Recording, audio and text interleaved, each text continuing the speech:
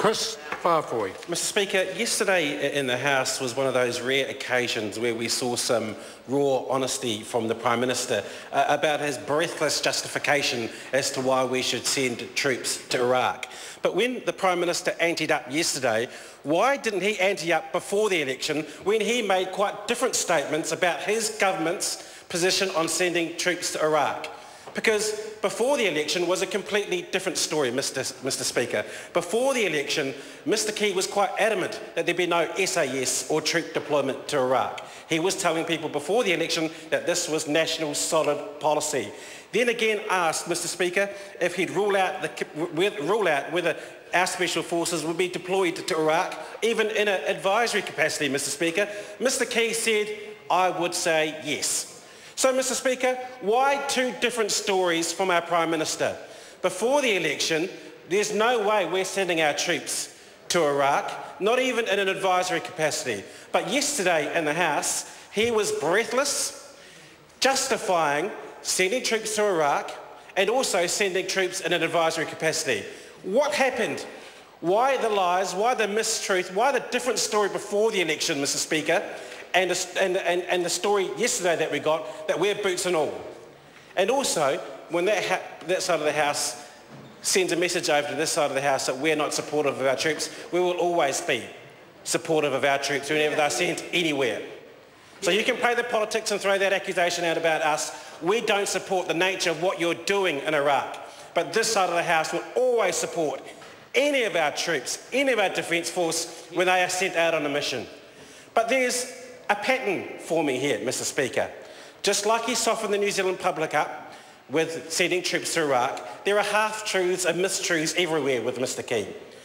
He made accusations about the Labour Party getting donations from Dong Hua Lu, when at the very same time that Prime Minister was going around to Mr Lu's house for dinner. That's right. Come on in, John.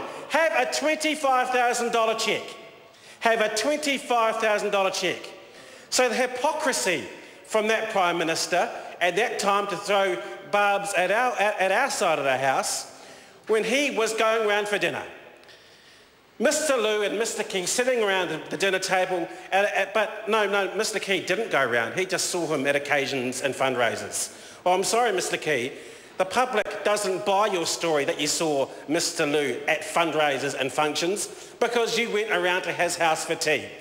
I certainly, Mr Speaker, would remember if I got invited around to someone's house and then $25,000 arrived in my bank account as a campaign donation. So I'm sorry, Mr Key, the public doesn't buy it. The public does not buy your web of lies and web of deceit around Iraq, around Mr Lu, and of course there's another one here which is dear to my heart, and that is the State House sales. Not one mention of the mass sale of state houses before the election. Post-election, it's all on. There are 8,000 on the chopping block.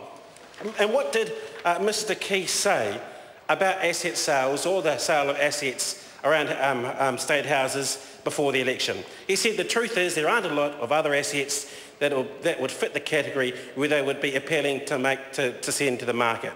But we know at the same time his minister, Nick Smith, was talking to the Housing New Zealand board and saying that the government expected that Housing New Zealand would own a significantly smaller number of houses in 10 times. What I don't like about this, Mr Speaker, is the way that this government has dressed it up. Hundreds of homes in my electorate were made vacant, the tenants kicked out under some kind of premise that it was earthquake strengthening. But that's not what was going on, Mr Speaker. Those people were being kicked out of their homes for those properties to be ready for sale. That's what was happening, because a lot of them are still vacant, and the way they've been looked after or haven't been looked after, has caused crime in our communities, and we'll find out more about that, because this government has just left those properties to deteriorate, to set in communities, and for crime to happen in them. So this government has sat around and done nothing with those houses when it's had an agenda of selling them off, but we didn't hear about that before the election. We'll hear more about that later, Mr Speaker.